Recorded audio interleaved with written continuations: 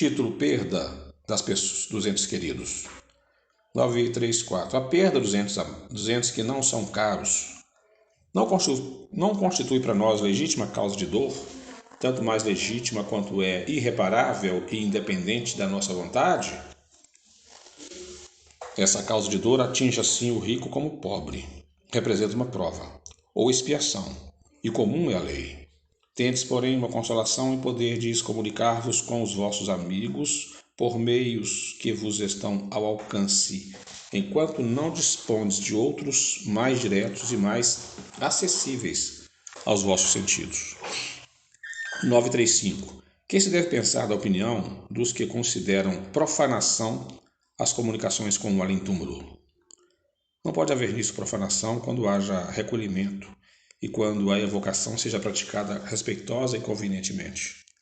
A prova de que assim é, tendes no fato de que os espíritos que vos consagram afeição acodem com prazer ao vosso chamado.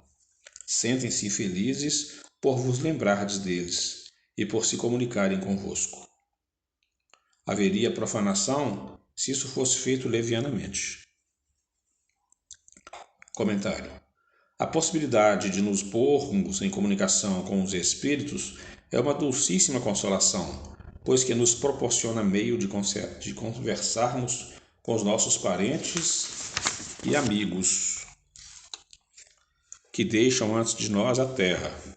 Pela evocação, aproximamo-lo de nós. Ele vem colocar-se ao nosso lado, nos ouvem e respondem. Cessa assim, por bem dizer, toda a separação entre eles e nós. Auxiliam-nos com seus conselhos, testemunham-nos o afeto que nos guardam e a alegria que experimentam por nos lembrarmos deles. Para nós, grande satisfação é sabê-los ditosos, informar-nos, por seu intermédio, dos pormenores da nova existência a que passaram e adquirir a certeza de que um dia nos iremos juntar a eles. 936. Como é que as dores inconsoláveis dos que sobrevivem se refletem nos espíritos que as causam? O espírito é sensível à lembrança e à saudade dos que lhes eram caros na terra. Mas uma dor incessante e desarrazoada o toca penosamente, porque nessa dor excessiva ele vê falta de fé no futuro e de confiança em Deus, e por conseguinte um obstáculo ao adiantamento dos que o choram e talvez a sua reunião com estes. Agora um comentáriozinho relativamente longo. Estando o espírito mais feliz no espaço que na terra, lamentar que ele tenha deixado a vida corpórea é deplorar que seja feliz. Figuremos dois amigos que se achem metidos na mesma prisão. Ambos alcançarão um dia a liberdade, mas um a obtém antes do outro. Seria caridoso que o que continuou preso se entristecesse porque seu amigo foi libertado primeiro? Não haveria de sua parte mais egoísmo do que afeição em querer que do seu cativeiro e do seu sofrer partilhasse o outro por igual tempo? O mesmo se dá com dois seres que se amam na terra. O que parte primeiro é o que primeiro se liberta, e só nos cabe felicitá-lo, aguardando com paciência o momento em que a nosso turno também o seremos. Façamos ainda a esse propósito outra comparação. Tendes um amigo que junto de vós se encontra em penosíssima situação. Sua saúde ou seus interesses exigem que vá para outro país, onde estará melhor a todos os respeitos. Deixará temporariamente de se achar ao vosso lado, mas com ele vos correspondereis sempre. A separação será apenas material. Desgostar-vos-ia o seu afastamento, embora para bem dele? Pelas provas patentes que ministra na vida futura, da presença em torno de nós, daqueles a quem amamos, de continuidade, da afeição e da solicitude que nos dispensam, pelas relações que nos faculta manter com eles. A doutrina espírita nos oferece suprema consolação por ocasião de uma das mais legítimas dores. Com o Espiritismo, não mais solidão, não mais abandono. O homem, por muito insulado que esteja, tem sempre perto de si amigos com quem pode comunicar-se. Impacientemente suportamos as tribulações da vida, Tão intoleráveis nos parecem que não compreendemos possamos sofrê-las. Entretanto, se as tivéssemos suportado corajosamente, se soubermos impor silêncio às nossas murmurações, felicitar-nos-emos quando fora desta prisão terrena, como o doente que sofre e se felicita quando curado por se haver submetido a um tratamento doloroso. Título: Decepções, ingratidão, afeição destruída. Questão 937. Para o homem de coração, as decepções oriundas da ingratidão e da fragilidade dos laços da amizade não são também uma fonte de amarguras? São, porém deveis lastimar os ingratos e os infiéis. Serão muito mais infelizes do que vós. A ingratidão é uma filha do egoísmo, e o egoísta topará mais tarde com corações insensíveis como o seu próprio o foi. Lembrai-vos de todos os que hão feito para mais bem do que vós, que valeram muito mais do que vós, e que tiveram por paga a ingratidão. Lembrai-vos de que o próprio Jesus foi, quando no mundo, injuriado e menosprezado, tratado de velhaco e impostor. E não vos admireis de que o mesmo vos suceda. Seja o bem que houverdes feito, a vossa recompensa na terra, e não atenteis no que dizem os que hão recebido os vossos benefícios. A ingratidão é uma prova para a vossa perseverança na prática do bem. Ser-vos-á levado em conta, e os que vos forem ingratos serão tanto mais punidos quanto maior lhes tenha sido a ingratidão. 938. As decepções oriundas da ingratidão não serão de modo a endurecer o coração e a fechá-lo à sensibilidade? Foram um erro, porquanto o homem de coração, como dizeis, se sente sempre feliz pelo bem que faz. Sabe que se esse bem for esquecido nessa vida, será lembrado em outra, e que o ingrato se envergonhará e terá remorso da sua ingratidão. 938A. Mas isso não impede que se ulcere o coração. Ora, daí não poderá nascer-lhe a ideia de que seria mais feliz se fosse menos sensível? Pode-se preferir a felicidade do egoísta. Triste felicidade é essa. Saiba, pois, que os amigos ingratos que o abandonam não são dignos de sua amizade, e que se enganou a respeito deles. Assim sendo, não há de que lamentar o tê-los perdido. Mais tarde, achará outros que saberão compreendê-lo melhor. Lastimai os que usam para convosco de um procedimento que não tenhais merecido, pois bem triste se lhe apresentará o reverso da medalha. Não vos aflijais, porém, com isso. Será o meio de vos colocardes acima deles. Comentário. A natureza deu ao homem a necessidade de amar e de ser amado. Um dos maiores gozos que lhes são concedidos na terra é o de encontrar corações que com os seus simpatizem. Dá-lhe ela, assim, as primícias da felicidade, que o aguarda no mundo dos espíritos perfeitos, onde tudo é amor e benignidade. Nesse gozo está excluído o egoísmo. Título: Uniões antipáticas. 939. Uma vez que os espíritos simpáticos são induzidos a unir-se, como é que entre os encarnados frequentemente só de um lado há afeição, e que o mais sincero amor se vê acolhido com indiferença e até com repulsão? Como é, além disso, que a mais viva afeição de dois seres pode mudar-se em antipatia e mesmo em ódio?